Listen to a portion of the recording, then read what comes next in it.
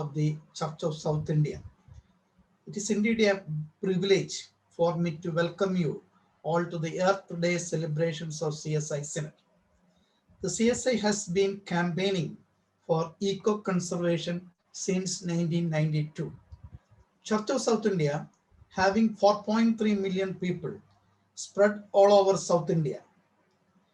The theme of Earth Day 2021 is Restore Our Earth, which focuses on natural resources, emerging green technologies, and innovative thinking that can restore world's ecosystems.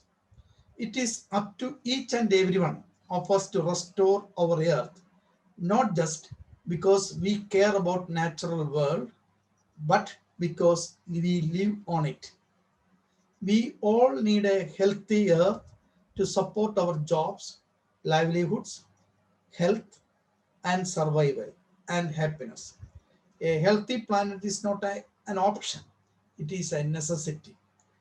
We got an eminent personality, Reverend Dr. Canon Rachel Marsh, to inaugurate the program. Rachel Marsh is using her influence as the environmental coordinator of the Anglican Church of South Africa to do a lot of positive work. She is a passionate advocate of climate change. With that in mind, founded the Green Anglicans movement, which has spread from South Africa to Swaziland, Lesotho, Angola, Mozambique, and Namibia. Recently, the Archbishop of Canterbury granted Reverend Dr. Rachel Marsh Lambeth Awards for outstanding service in the area of environment. Church of South India congratulates you for getting this award from Canterbury Archbishop. Dear Rachel, we welcome you to this program. Mr. Jayaraman C. is the Managing Director of Ecologocal, an environmental research organization, and he will be delivering the keynote address. He was the Fulbright Scholar at Lawrence Berkeley National Lab, California, under Nehru Fulbright Leadership Program. He will take 45 minutes for his lecture. We welcome you, sir, to this program. If you have any questions, you can write in the chat box with your name. This program will be available in YouTube also, and it will be circulated in our WhatsApp groups. A warm welcome to all those who are participating in Earth Day celebration of Church of South India. Over to Reverend Canon Dr. Rachel Marsh. Dr. Koshi, thank you very much for the warm welcome, and I'm delighted to be able to join you, and as it's Earth Day, to be able to come together with brothers and sisters in South India. I bring welcomes from my province of Southern Africa. I'm sitting this morning in Cape Town, and it's wonderful to be able to join with you this morning. I'm just going to start my presentation. Can you just indicate that you're able to see my screen? Yes. Okay. I'd like to start with a prayer written by the late Bishop Elena Wamukoya. She was the chairperson of the Anglican Communion Environmental Network, and sadly, she passed away earlier this year from COVID. This is a prayer from her. Today, we pray for our planet. Creator God, we thank you and praise you for giving us the opportunity to be co-creators with you and to ensure the sustainability of Mother Earth, our meeting place with God. God, as a community of Father, Son, and Holy Spirit, teach us as the Anglican community to work together for mutual respect with one another and your creation. We repent for our negligence, leading the earth to be in peril from loss of habitats and species. Help us to be caretakers of your gifts, protecting the land from abuse and ready to share with all in need. Amen. So today we celebrate Earth Day. In 1969, the astronauts looked back from the moon And they saw this beautiful image of the earth rising. And this picture became an iconic picture that went around the world. And the astronauts said that as they were leaving the earth and looking back, all of them were looking for their own countries. They were saying, oh, there's my country, there's my country.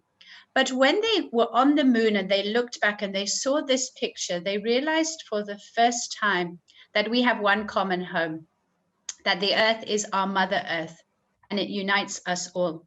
And this picture of the earth rising shifted something within the global consciousness. And the very next year after the landing on the moon, Earth Day was born. So what is the meaning for us of Earth Day this year in 2021?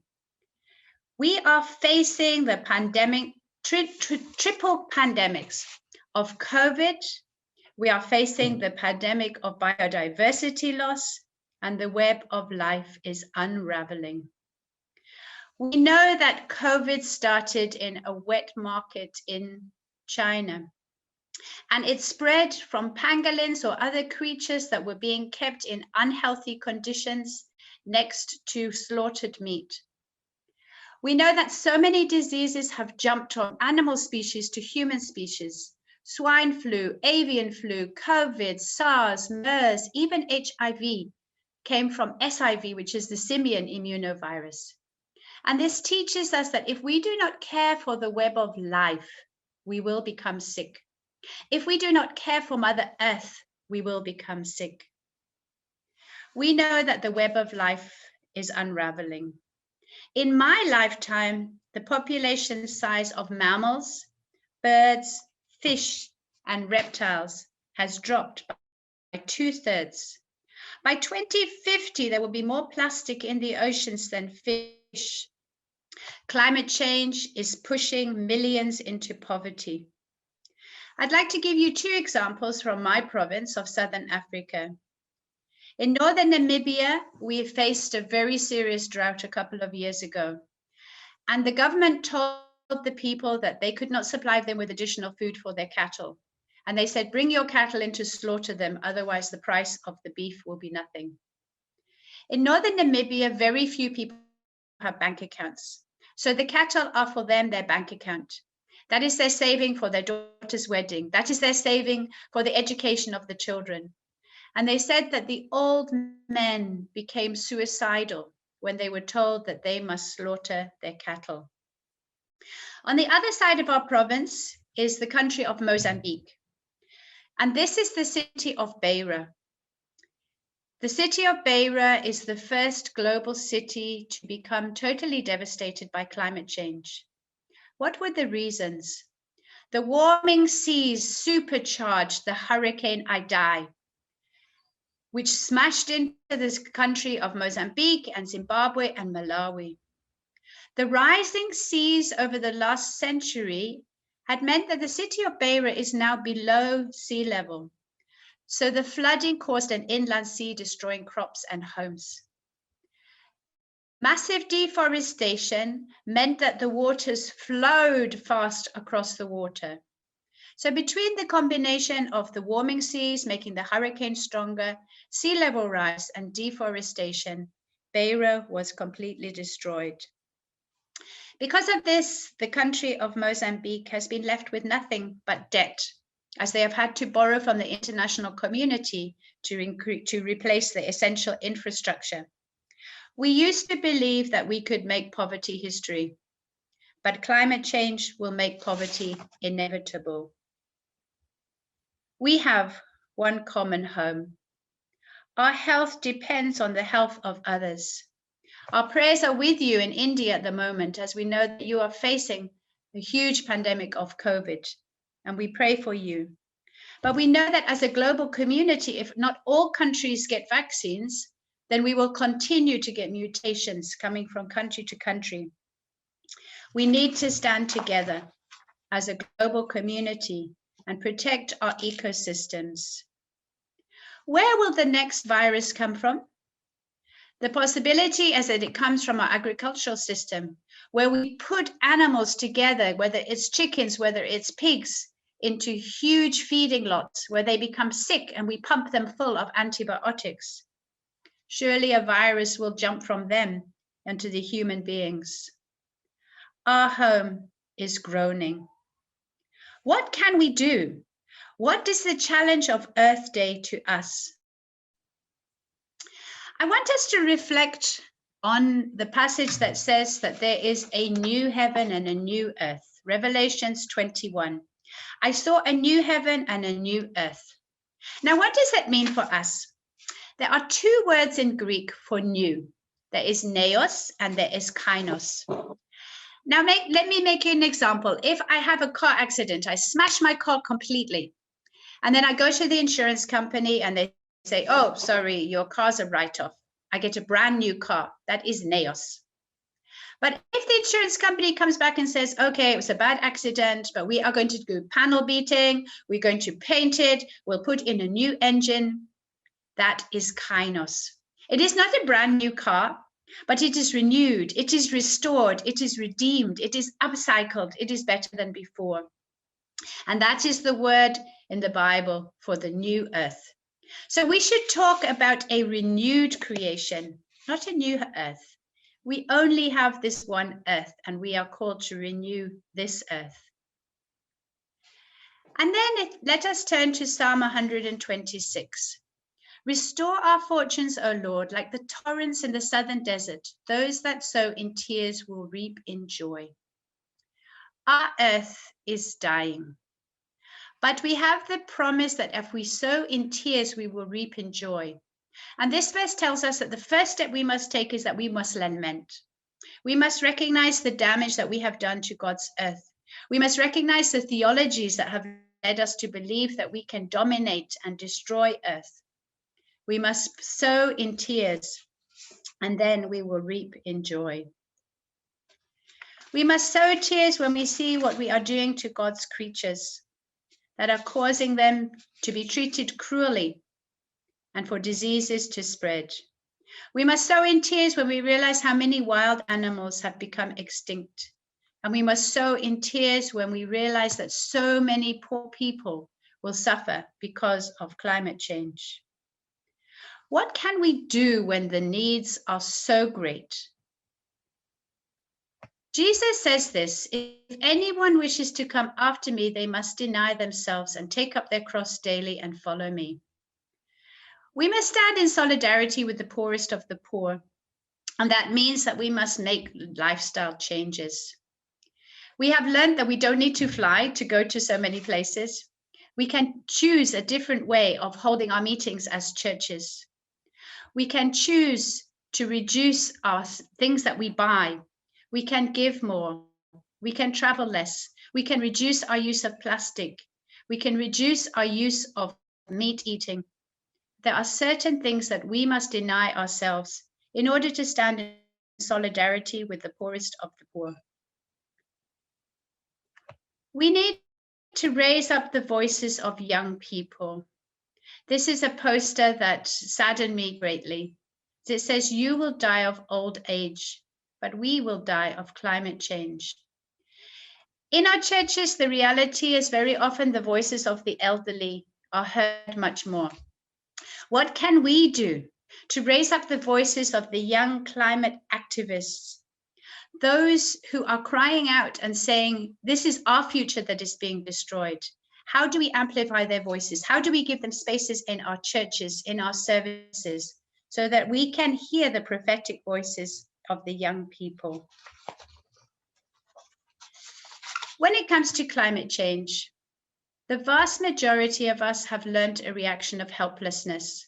We see the direction the world is headed and we throw up our hands. Yes, it is terrible. It is so complex and so big and so overwhelming. We think we can't do anything to stop it. Christiana Figueres says this learned response is not only untrue, it is fundamentally irresponsible. Know that you are incredibly lucky to be alive at a time when you can make a transformative difference to the future of all life on earth. You are not powerless. Your every action is suffused with meaning, and you are part of the greatest chapter of human achievement in history. How do we do this? As individuals, the first thing we need to do is we need to identify our heartbreak. What is breaking your heart? Is it the plight of animals? Is it the loss of water? Is it the dying of the rivers? Is it the destruction of topsoil? That is where God's Spirit is touching you to be active. Secondly, individual actions will not change the world. We need to be networked. That is why the Church of South India is so important, because you have this wonderful work of CSI Ecological, which is growing the green churches movement, which is growing the green schools movement, inspiring young people, and those networks can amplify our voices.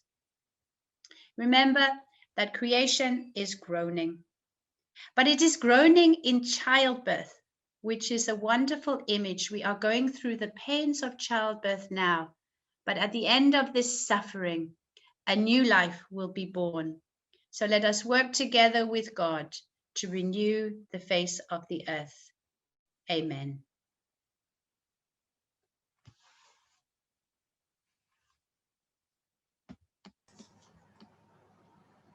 Hello. Th- Thank you very much, Reverend Dr. Rachel Marsh. She is a good friend of me, and we are working together for the last 5 years in Anglican Communion Environmental Network. So she gave a wonderful theological insight to us.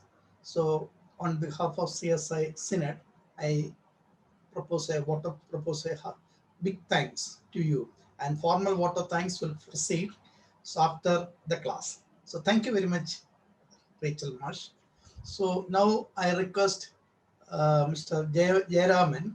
Is the managing director of the environmental organization, and he will be speaking about that also. I welcome Mr. Jayaraman for his keynote address. Please unmute. Jayaraman, unmute. Thank you, sir. Can you hear me? Yes, okay. Thank you, Dr. Matthew Kochi and all other organizers who have given me an opportunity to speak to people. And a very, very special thanks to Reverend Rachel Mash, who has actually covered most of the things that I would like to speak. And I was reminded of the great Rachel Carson and the Silent Spring. And she has actually touched upon the most important points that I would like to do. So I don't have to repeat most of them. And thanks, a very special thanks to Rachel Marsh. On this Earth Day, what I'm trying to do is to remind ourselves is the reason why we should restore the ecological balance of our Mother Earth. We are a part of the million galaxies, part of just one planet among the solar system, and just one of the million species who lives on this earth. And as Reverend Rachel Marsh said, we are just one of them, but we are the place where life exists.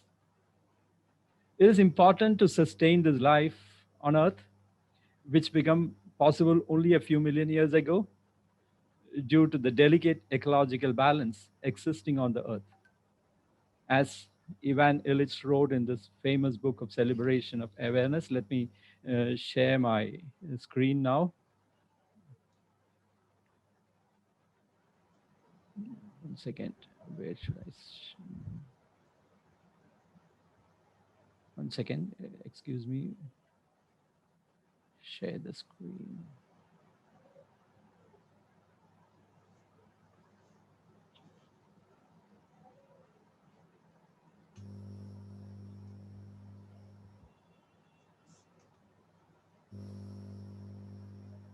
Sorry, is it visible? Yes. Okay. I just want to talk to you about the reasons, the why of restoring our earth rather than the how. I've been a practitioner as an energy auditor for the last 20 years, and I've been talking about the hows more often than the why. But recently we realized that it is more important to understand why rather than the how, and the how will follow if we understand the why. As Ivan Illich said, and I am quoting him, I and many others, known and unknown to me, call upon you to celebrate our joint power to provide all human beings with food, clothing, shelter they need to delight in living, to discover together with us what we must do to use mankind's power to create the humanity, the dignity, and the joyfulness of each one of us, and to be responsibly aware of our personal ability to express our true feelings and to gather us together in the expression. This is exactly what Reverend Rachel Marsh has said, that we have to be responsibly aware and we have to act together, and we cannot do most of the things individually, but there should be a group activity.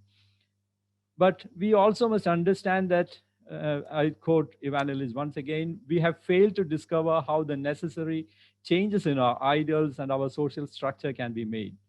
Each of us, therefore, through our ineffectiveness and our lack of responsible awareness, causes the suffering around the world. The first thing that we need to understand that we are responsible and we must take action. That's why when we talk about the Mother Earth, we, as she said, that when people went to the moon first time, they were searching for their land. Where is my country? Where is my state? Yes, we have been harboring this feeling of belonging to a land and belonging to that land for all our lifetime, the human beings, whether it is from the Amazonian, Yanomami, or the people who lives in Arctic, or the people who lives in the urban areas, we all have our connections, or we all have our passion for keeping our land in a good space. That's why this year's call for the earthday.org is to have a healthy planet, which is not an option. We must understand that it is a necessity. This is not an option to keep our healthy planet. And our species, the Homo sapiens, because of our big, complex brain, clearly have a much greater capacity for abstract thought and technological advances than any other primates. And I've been asking students and other with whom I always used to interact, what is this, the unique capability of human beings that makes us superior? And sometimes they give an answer that it's our ability to think, our ability for logical reasoning and all those things. But I think that almost all the creatures have their own ability to be logical and sensible. But one thing that makes the human beings different is that our capacity to convert energy from one form to another for improving our living comforts. No other creature in the world can actually convert energy from one form to another for improving the comfort. And that is the one reason that has actually changed the ecological balance of the Mother Earth. Just I show you the picture that you can see is that a lighted matchstick. Actually, human beings became superior the moment they harness the power of converting energy or creating a fire. And this has actually been there in us for the centuries and centuries. And we have now reached a position where these conversion of energy from one form to another has become so disastrous, and it can even lead to the extinction of these human beings. And we are one of the rarest groups in this world who know that we are going to be extinct if we don't act at this time. Humans have changed the atmosphere, already causing a global warming of 1 degree centigrade. And it has impacted people, economies, and ecosystems. And human activities have caused the current level of atmospheric greenhouse gases to exceed at any level measured in 800,000 years. The graph, you can see that uh, the amount of carbon dioxide has never gone above 300 ppm for 800,000 years. And it has gone an exponentially high level in the last maybe 50 or 100 years. Maybe from 1950 onwards, you can see that there is a steep rise in carbon dioxide emissions, which is clearly understood to be one of the main reasons for the ecological unbalance, and why we fear that Earth will not exist if we continue our activities or developmental patterns as we do it today. I'm just showing you one of the graphs which talks about Earth's energy flows. This is just to understand the whys. we know that the life did not exist on Earth for many centuries and many million years. But it's when it started, it became possible only because of something called global warming, or only because of the atmosphere that we have on this Earth. And we have a slight increase on the temperature from the minus 14 or 15 degrees centigrade. It has gone to a temperature where life can exist. If you can just see this graph, we can see that energy comes from outer space. The pink shows the incoming energy flow, and the blue arrow shows the outgoing. You can see that energy comes in various forms and it goes back in various forms. And some of the energy that gets reflected from the Earth is coming back again. That you can see on the right side, the pink one, the 324 watt per meter square of back radiation. Actually, this back radiation is keeping the life possible on this Earth. And this is happening because of the atmosphere and some of the gases that exist in the atmosphere. And if we don't have this, if these greenhouse gases don't exist in the atmosphere, we will not be able to live on this Earth, because that 324 watt per meter square of back radiation will not come back, and Earth will go to an ice age. So we must understand that global warming or the greenhouse gases are necessary for sustaining life on Earth. But at the same time, if we overshoot that, that can actually cause a major disaster, or it can cause the ecological imbalance that can wipe off all the creatures that is living on this Earth. This is why, this is one of the whys we say that why we have to act together, because we cannot be a mute spectator for the entire species to get vanished from this Earth because of our inability to act together. This graph is another example which can clearly tell you that what happens during global warming. In the initial years, you can see the blue graph, you can see that there is an ups and down always. But since 1985, you can see that there is only an upward rising of average temperature on the Earth. And during 2015, 16 and all, it has gone up, and it is going up and up and up. It has never come back. Earth has seen many ups and downs of temperature rise, but since the last couple of decades, we see that there is no coming down. And 2014, 16 recorded the warmest 3 years in a row. And again in 2018, 19, 20, we can see that the temperature has gone up again. So the Earth is getting really warming up, or it is becoming so important. Why it is so important is the thing that we must understand. And for that, I suggest that you can read one of the reports published by Intergovernmental Panel on Climate Change in 2018 with a title, No Time to Waste. In fact, Equinox, a new technical startup that we have launched almost 6 to 7 months ago, carried out a series of workshops with this title, No Time to Waste, among different categories of people in domestic sector, agriculture, transport, industry, to tell them that there is no time to waste. We must act together. We must act immediately, because the Earth is getting warmed up, and we have to reduce the amount of greenhouse gases and carbon dioxide. And this is also a part of this kind of awareness program that we are carrying out during the last 5-6 months. And if the statistics shows that, the IPCC report shows that if the current rates of warming continue, global warming could reach 1.5 degrees centigrade as soon as 2030.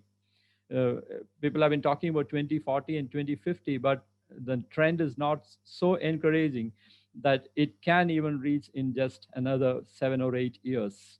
That what is the impact of this 1.5 and 1 degree? This is something that we need to tell people, that because everybody gets confused that there is a delta of temperature between the morning time and the evening time and night, and that can even go to 4 to 5 degrees centigrade. What is this impact of 1.5 degrees centigrade, which seems to be minuscule?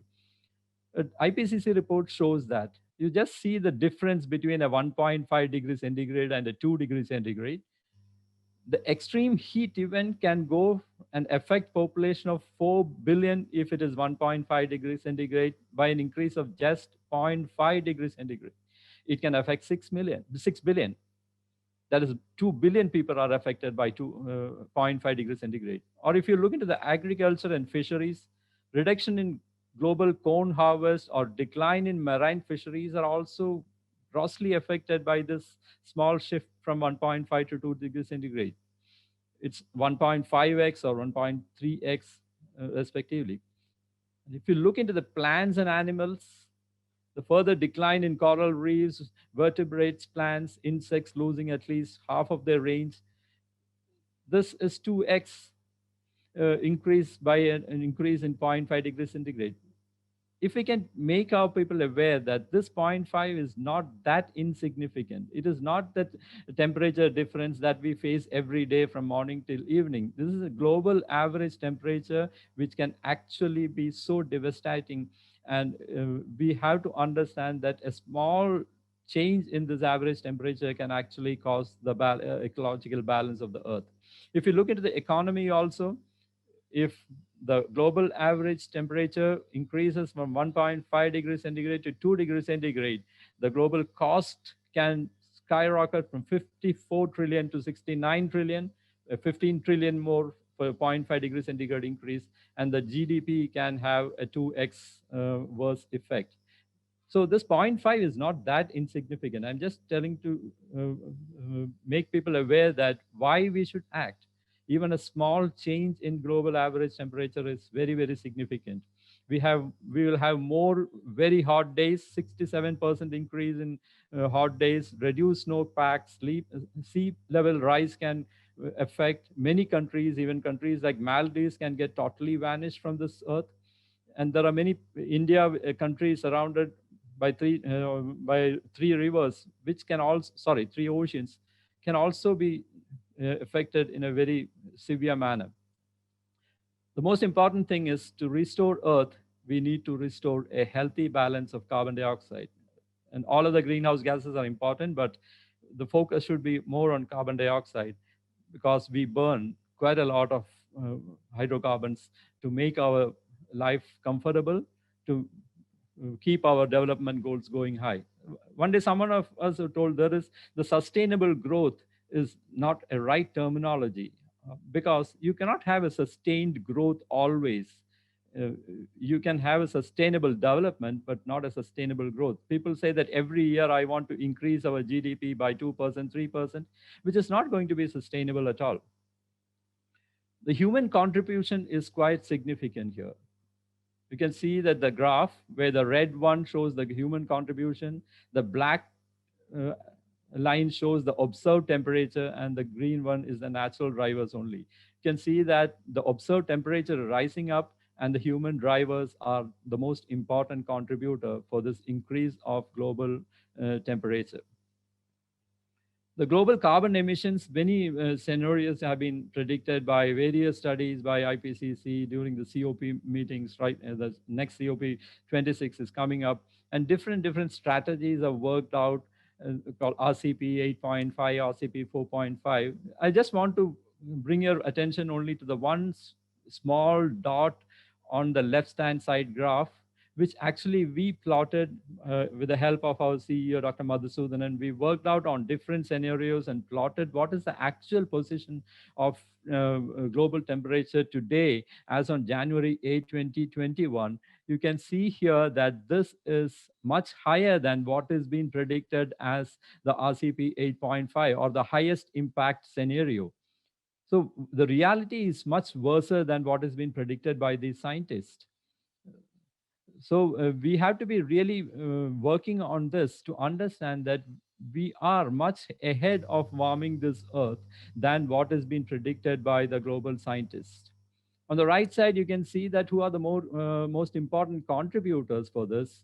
You can see the carbon dioxide flux. There are certain areas where it gets absorbed, where the atmosphere, land, and ocean absorb the carbon dioxide, and land uses and fossil fuels actually produce this extra carbon dioxide. You can see the big mountain on the right side in the gray color, which is the burning of fossil fuels. So we need to understand what are the other options that we have to adopt to reduce this carbon dioxide. But before going into that, we should understand why we should do that. My focus is more on this in today's lecture. For India, we are the most vulnerable about on climate change compared to any other country, because we are the largest agriculture resource user.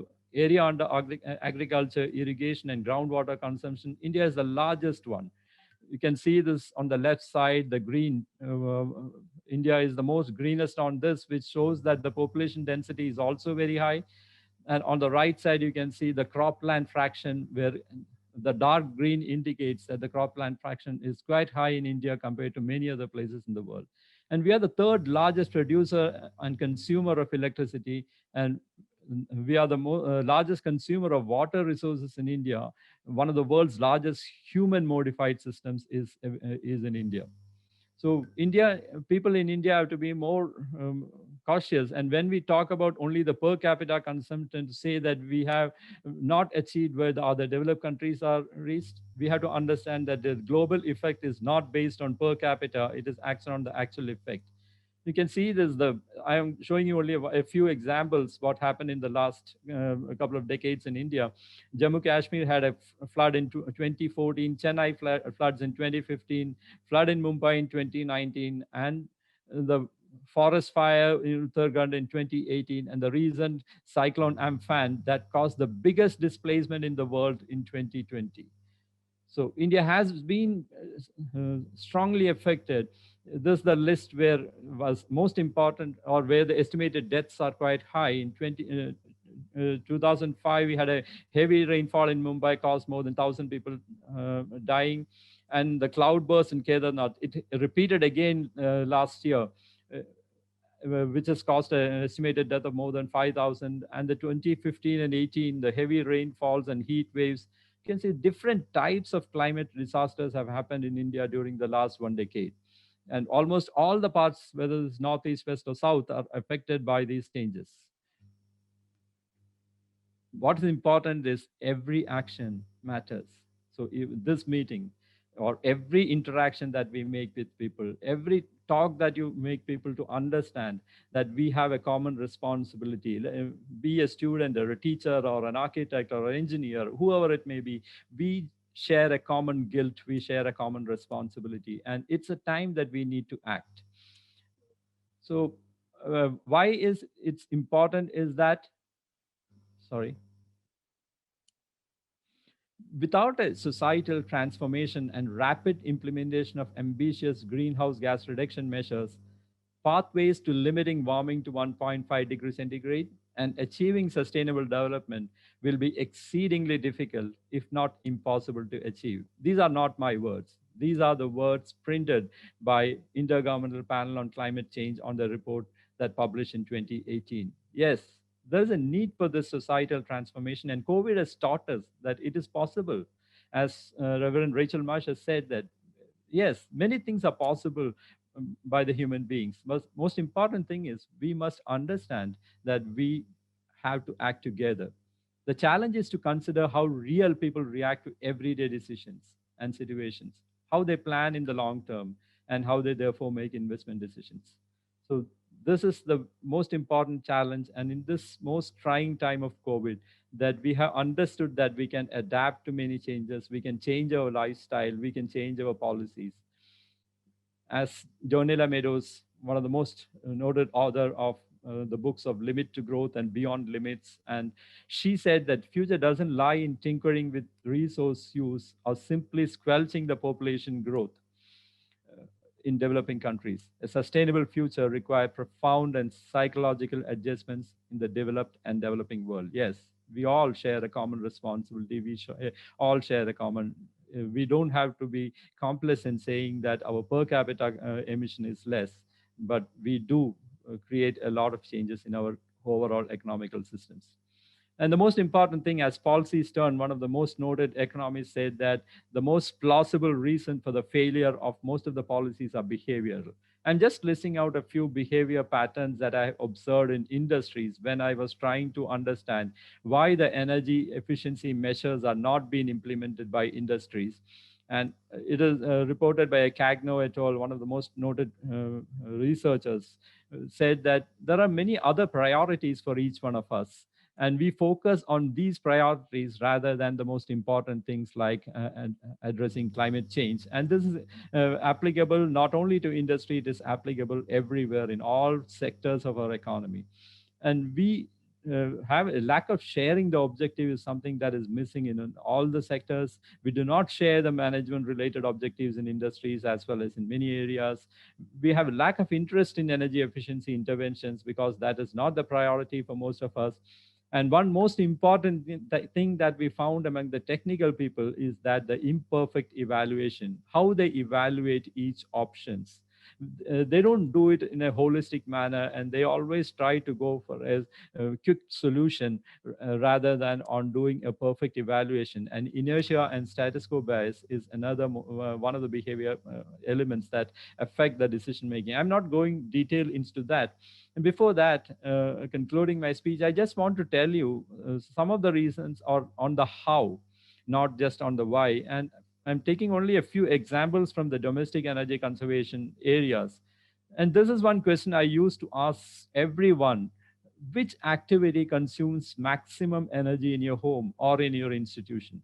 If you don't measure, as say that you cannot conserve what you cannot measure.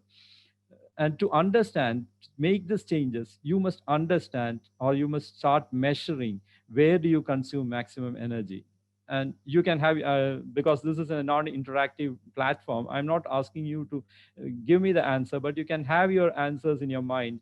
Think about that. Where do you consume maximum energy in your house? It varies. It can vary from one person to another, but it is always better to know whether you spend more energy on cooking or in heating, ventilation, air conditioning, or in refrigeration, lighting, pumping, transportation, etc.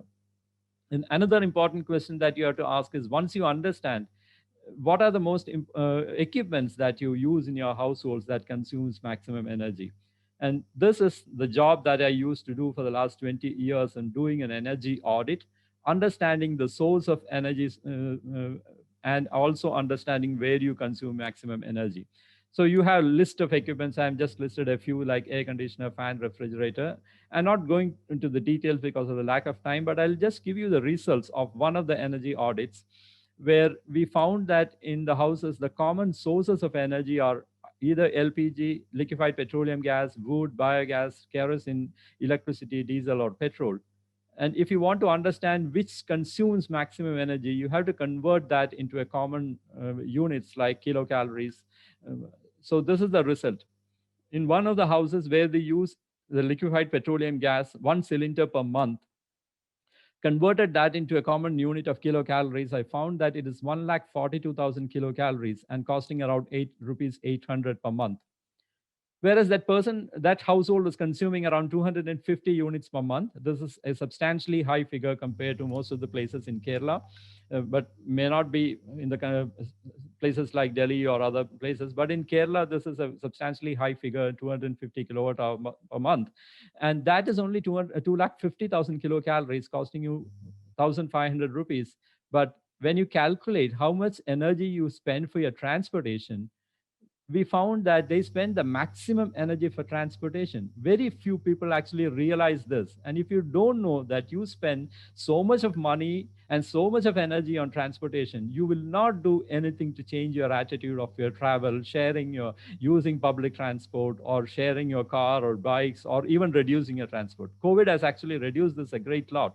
And we understood that even without traveling, we can do quite a lot of things. And this example, otherwise we would have organized a physical meeting on this Earth Day, but today people around the world join this meeting and avoiding so much of transportation need. And this is an understanding that we need to have, that where you consume maximum energy. And the next step is that if you take only the electricity in your house, where do you consume? This is the result of an energy audit, which shows that, sorry, it's jumping, sorry. If you don't have an air conditioner in your house, in places like Kerala, where the temperature is quite steady between 14 degrees centigrade to 30 to 32 degrees centigrade, where you don't really require an air conditioner, the maximum energy is consumed by fans. People are not really aware of that. And one example I'm showing you is that if you can change these fans to the new generation brushless DC fans, your consumption can be actually 1/3 of what is that And I personally have felt it when I changed my two fans, my electricity bill came down by 50%. So this is an understanding that we should understand. When we had conducted a survey among people in the district of Ernakulam in Kerala and asked people, how do you choose your existing fans? And majority of the people said that they depend on the brand, and some of them say that it depends on the color of the fan, which has got nothing to do with its performance. And a great number of people decided to buy their fan based on electrician's choice, who may not be aware of the climate change or its impacts, and very few have actually looked into the efficiency.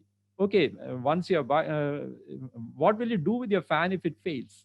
And majority of them said that either they will rewind or refurbish it, but that will reduce your efficiency by around 10 percentage. People are not aware of that. But even when you buy a new fan, people are looking into the brands, and only very few, this is where the behavior actually should be integrated into our policy. If the policy doesn't look into these behavior of the people, it is not going to make any impact in the near future.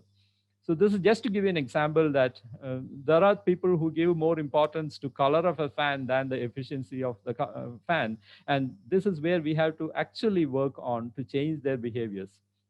I'll give you just one example of why the BLDC fans are more better than the conventional fans.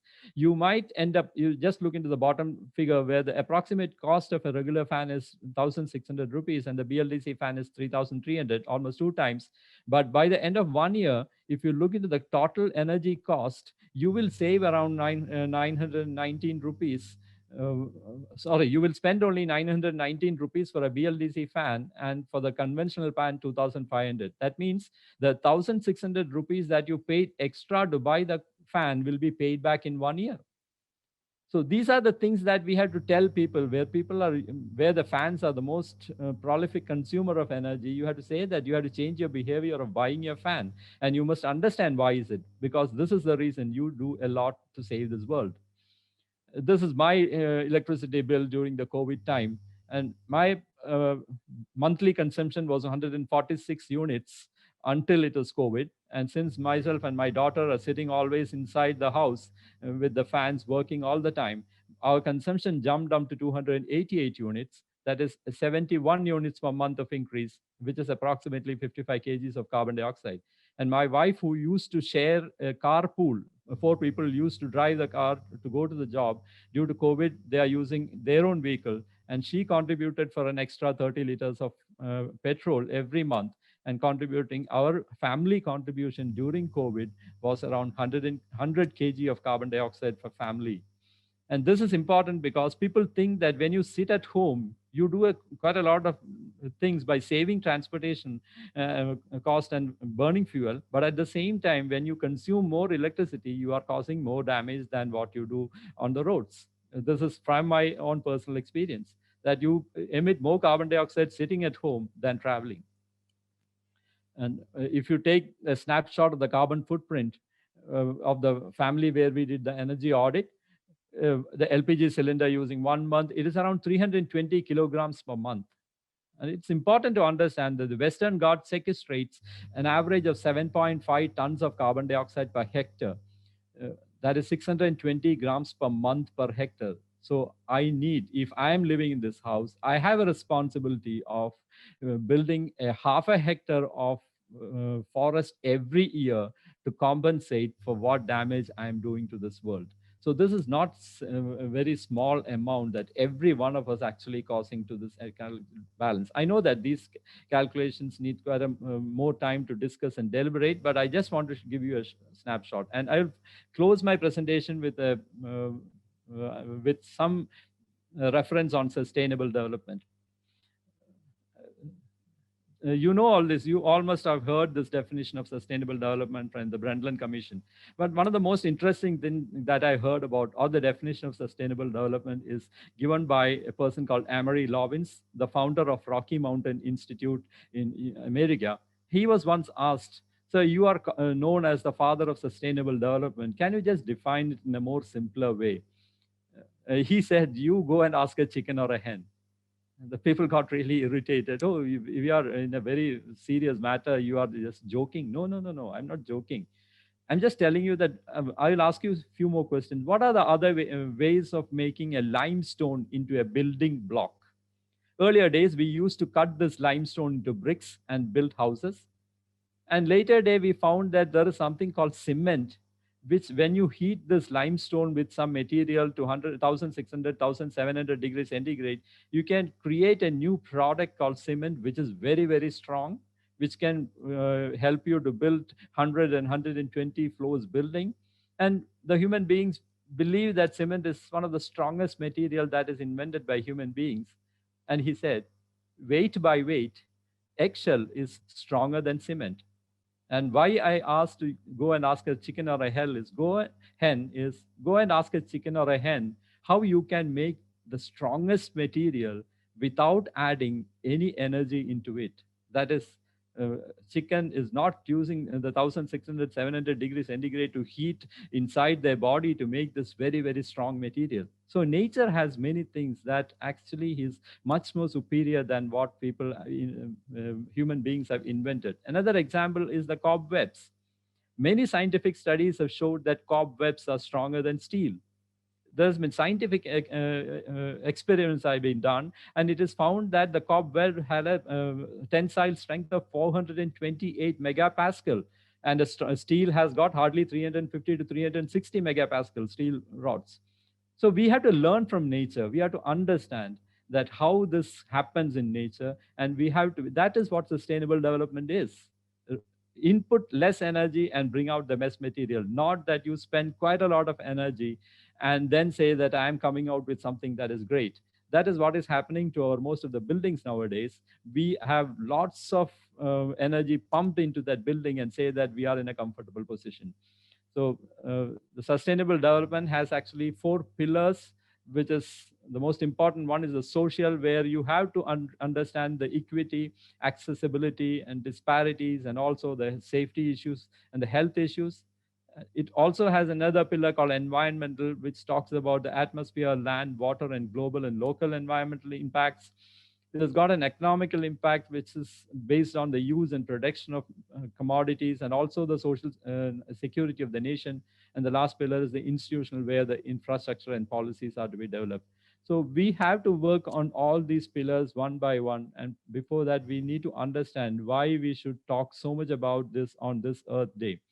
And this goes to a 100-year-old prophecy by a Cree Indian prophecy, which says that only after the last tree has been cut down, only after the last river has been poisoned, and only after the last fish has been caught, only then we'll find that money cannot be eaten. This we have slowly been understanding when we are in this COVID time. We cannot live with just money alone. And that is the most important lesson that we have to understand. And we must understand that we should live our life more profit. The purpose of life is to have a life with purpose. And this purpose of this life is to make our human beings live better way. And Equinoct is a new initiative that just started a couple of months back with Dr. Madhusudan and myself. And we strive to provide science-based solutions for addressing the impacts of climate change, working with communities, institutions, and governments. And we source our questions from the community, and we find the solutions also from the community. And once again, I thank you, Dr. Matthew Koshi, and all of the organizers of CSI Church for giving this opportunity. And thank you very much. And thank you. And I'm stopping my share. Thank you.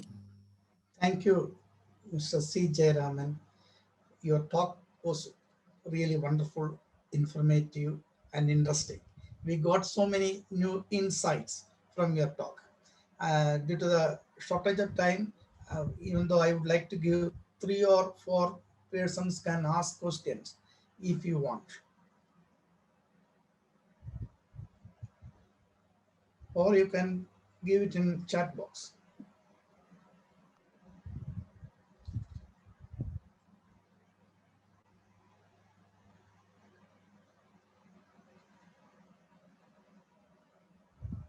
If you are asking question, you have to unmute your mic.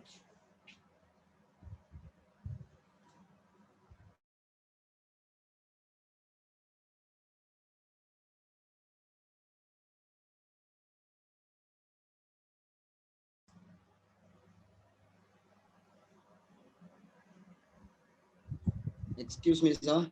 Hello? Yeah. Really, John Samuel, please.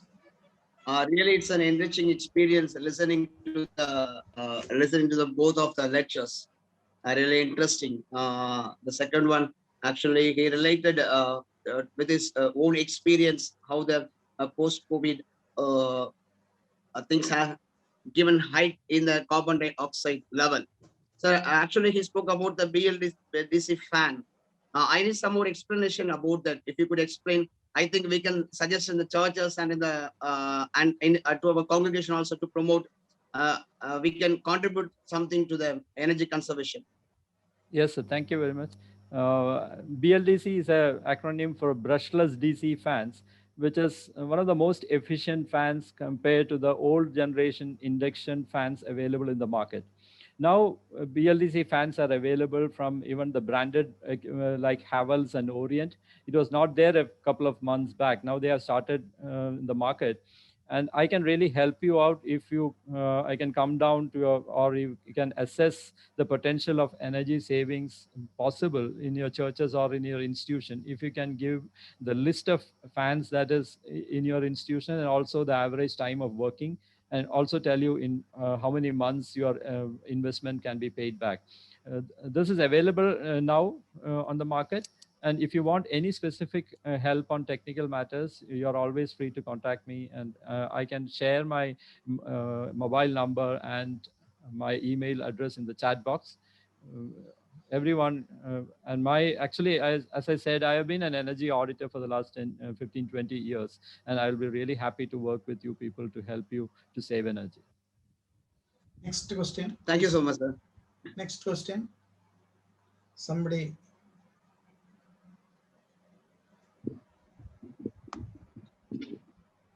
Shirley from Madurai. Yes, please. One home, one world. The concept I understood. That is, the sustainable practice must start from who? Every home should start the sustainable practice. Then only the global warming can be reduced. Thank you. In chat box, there's a question for Jayaraman sir. I think it's for Rachel. Rachel Mash. What are the major causes separates faith, community from environment? I think in my experience, probably it's our theology often. So I think the first thing is that people over spiritualize. So they say, this world is not my home. And there's a song that we sing here. I don't know if you sing it, which says, this world is not my home. I'm just a passing through. And that sense that we need to be working for the afterlife. So therefore, what is more important is the spiritual lessons, caring about people's souls. Yeah, the environment is only for those few people on those activists on the side. It's not for it's not, we haven't mainstreamed environmental. So until we actually can understand the basics of our faith, that salvation is not just about human beings. Jesus didn't only come to save human beings. Jesus came to save the whole cosmos, as we read in John 3:16. If we can understand that, we can see that everything we do is spiritual. So that's the one problem. The second problem, I don't know if you have this problem in India, we have a problem with prosperity gospel, which says that blessings are those consumer goods. So we'll say, oh, the Lord blessed me with a brand new TV, or the Lord blessed me with a big car. So the understanding of blessing is that it is a consumer good. So therefore, God is, the bigger my TV, the more blessing I have. And then I think the third thing is just priorities. Sometimes we think environment is there, but it's not on the top priority. Our priority is fundraising because we want to have a more beautiful something in the church, or we're fundraising. So I would say that, yes, the three things: over spiritualization, the prosperity gospel, and then the priorities. That it's there somewhere on the church's priority, but it's way down low below all the other things. We're preparing for the bishop's visit, so we can't do anything for the next 6 months. we haven't time to plant trees because we say we're doing a fundraising because the bishop is coming to visit. So then it becomes low down on the priorities. So, and there's other issues, but those are the first ones that I think come to my mind. Any other question, please?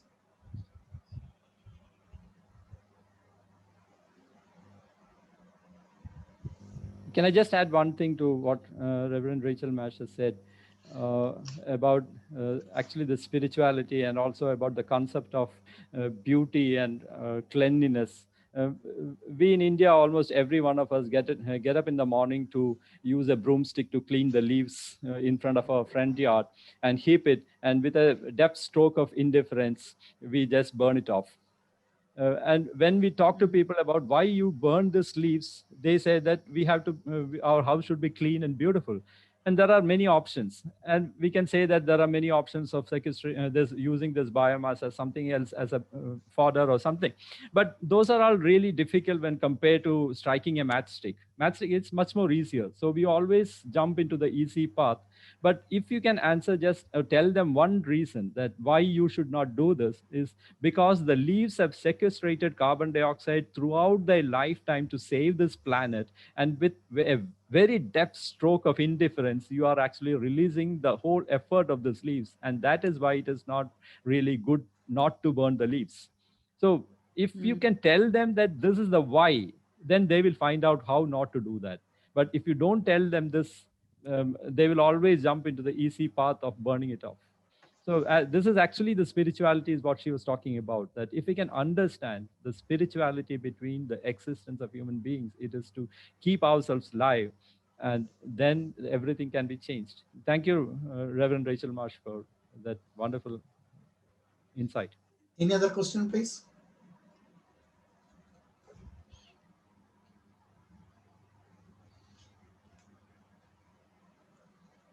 There was a comment that I didn't spoke about climate change. Yeah, but I did. And that's what I said about the increase of what is the impact of climate change on increase in temperature from 1.5 degrees to 2 degrees centigrade. The time is limited. But yes, we do have to talk a lot because people always get confused with climate change and global warming and what is even the temperature rise. But if we have to talk about that, we may have to sit a little bit longer to understand what its impact is. But I was just telling you that what is the impact of climate change, of changing even a 0.5 degrees centigrade, how it can actually cause a devastating thing in the world. Mr. Jayaraman's organization is going to cooperate with us in future, and we are planning to organize one program in a week. So every week we will be having program. So the program will be on Tuesdays from 6:30 to 8 o'clock in the evening. So we will be having for program through Zoom for clergy, teachers, and students. And I have talked with Mr. C. Jayaraman. He agreed to help us in this program. So, sir, we are thankful to you for the wonderful program, and we look forward for cooperating with us in future. So, I request Reverend J. Rajan, the Associate Director, to propose vote of thanks for me. Good morning, everyone. On behalf of the CS Department of Ecological Concerns, the whole fraternity, indeed, I feel immense pleasure to take this opportunity to propose the vote of thanks to our eminent today's guest chair. First of all, I would like to thank our respected Reverend Canon Rachel Marsh. Gave an inaugural address, was full of knowledge and interesting things. It gave deep insights into the topic and also revealed some interesting facts. Particularly, respected ma'am, today what we have learned in your inaugural speech, you have raised some questions. What is challenges of Earth Day as you have mentioned in biblical perspective, new heaven, new earth. As a pastoral, as a teacher, as a students community, you have to mention in your inaugural speech, we will go for fight of climate change, and also we are calling for voice of young climate change warriors. Definitely, ma'am, we have acknowledged in your thought we are going to for the young climate change warriors. Secondly, I would like to thank to respecter Jayaraman sir, Sir, indeed a very great privilege. We have learned a lot of ideas today in your lecture, because today's the theme, the restore our earth. As you said, mention about Mother Earth. Sir, I have mentioned in your detailed statistical current rates of global warming, global carbon emissions, and finally you have mentioned what is our contribution, especially your whole-thoughted, not only talking in our action-oriented thoughts, sir. We are indeed heartfelt. We thank you for your more informative and definitely your thought help in our future, so that we are calling for, we need to behavioral changes, sir. Thank you so much. Once again, I would like to thank both respected Dr. Rachel sir and respected Jayaraman sir, I, for taking out of time from the busy schedule and enlightening us with the knowledge. Thank you so much once again for both of you. Finally, last but least, I would like to our respected dynamic director, Professor Dr. Matthew Kose sir, for always encourage, not only for me, our clergies in Church of South India, teachers, students. He always voluntarily coming out of encouraging us today, giving permission to organizing this special webinar in a critical way, in a critical situation in the COVID-19 pandemic situation, and inviting all the Church of South India, diocese directors, teachers, and students conducted in the very special Earth Day celebrations. Finally, also thank you to all the respected director, diocesan directors, clergies, and teachers present here for paying your attention and having. I would end my speech here. Thank you. Have a good day. Thank you so much, and everyone. Thank you very much. Thank you.